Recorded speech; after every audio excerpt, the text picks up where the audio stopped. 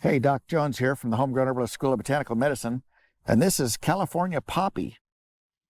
So California poppy is a Schultzia californica, and it's a poppy, like the poppies that they make opium out of and heroin and stuff.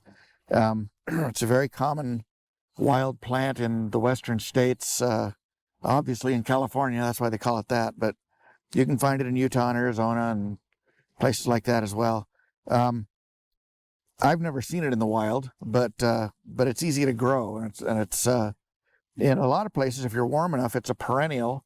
If it's too cold, then it's an annual, but it's a self-seeding annual in most cases, so you'll probably have it anyway, even though it's not overwintering as a root. So this is the flower. It's got 4 petals, which is typical of the family, and then as the flower petals fall off, you get this little cone-shaped seed pod, which extends and lengthens until you get this long seed pod that looks sort of like a banana. But so what's it for? Well, what part do you use? First of all, you use the whole thing. All right, all the aerial parts of the plant, cut it right down to the dirt, and that's the medicine. Okay, leaf and flower at any stage. I usually harvest it when it's flowering, but you can harvest it whenever you want. And it's a narcotic. Okay, and so it's now before you get too excited and think the DEA is going to come over with flamethrowers and bulldozers, it's not that great of a narcotic, okay? So it's not a fun narcotic, it's a medicinal narcotic. And so, but it is good for pain. It's mildly sedating as well, so it's good for insomnia. It's good for anxiety and panic attacks, things like that.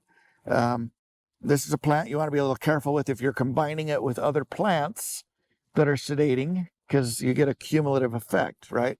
So if you're taking a sleep aid, a pharmaceutical sleep aid, I wouldn't take valerian with that or California poppy with that or something, because you're going to get an additive effect. Also, these are plants that it'd probably be a great idea not to take right before you have general anesthesia, right? In fact, I recommend not doing anything herbal for about a week before you have any kind of surgical procedure. Yeah, so it's narcotic, it's sedating, it's calming, it's good for pain as well. Did I say that? Pain is good. I mean, it's good for pain. Pain's not good.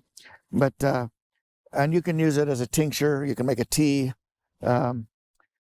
It's safe enough and mild enough that you can use it even on small children. Okay, so it's not a dangerous, potentially addictive thing like its, Afghanistani cousins are.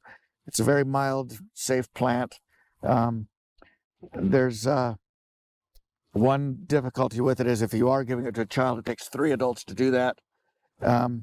2 of them to hold the child and the other one to give him the stuff, because it tastes really, really awful.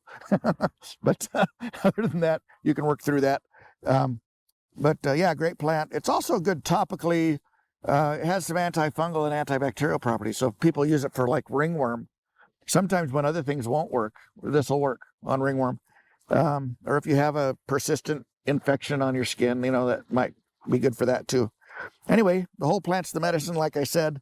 You can tincture it fresh, you can dry it and tincture it, you can make a tea, you can put it in capsules, you can do whatever you want to get it into you.